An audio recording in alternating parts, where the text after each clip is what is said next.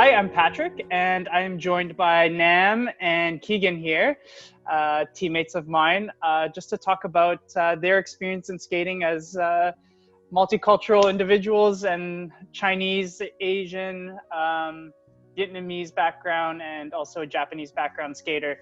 I guess a topic we never really talk about in skating, and we never talked about it when we were on the team together.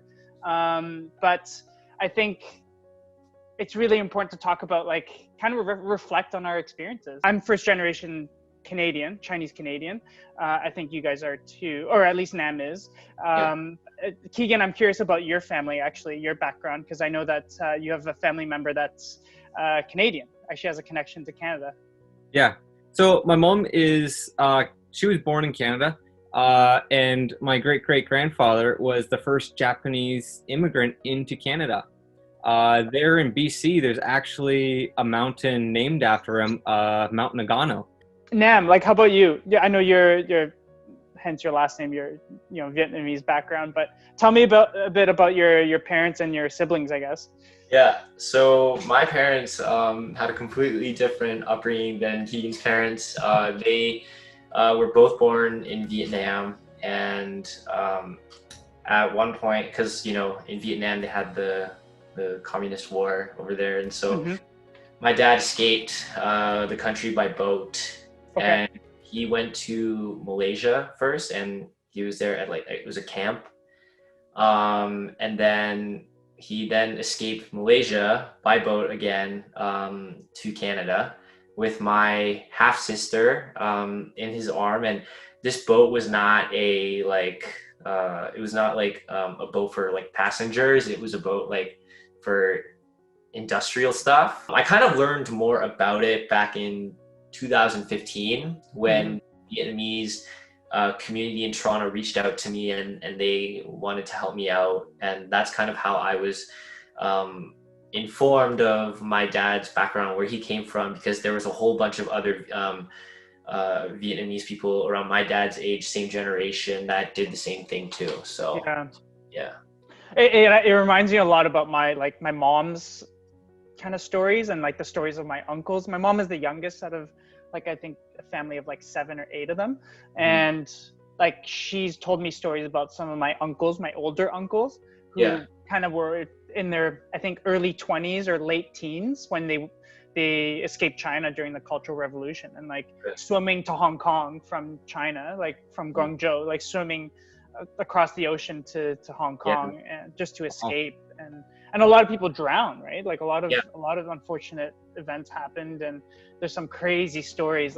It's pretty amazing, that we're now skating on ice as figure skaters. After our parents have had to go through so much. And kind of funny, my grandma has crazy stories along those lines, because she was, I believe they were in Edmonton area during World War II.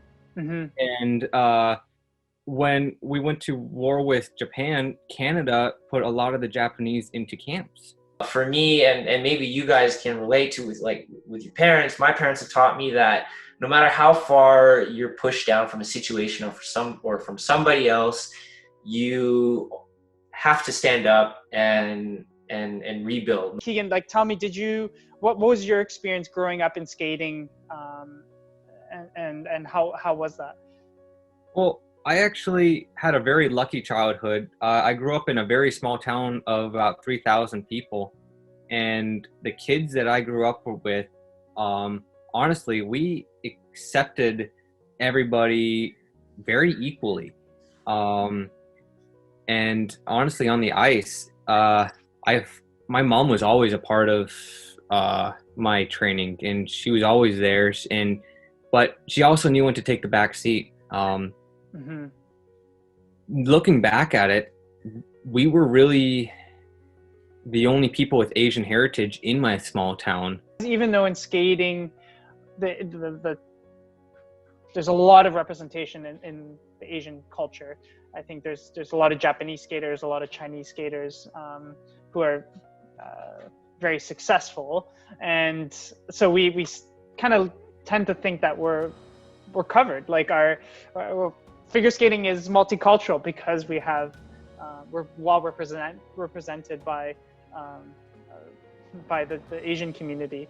But really, it's I think it should open people's eyes to to realizing that there's still inequality when it comes to Black or Indigenous skaters. We have very little representation in skating, so I think it's not an excuse to give up, and we have to continue to create equity, diversity, and inclusion in skating.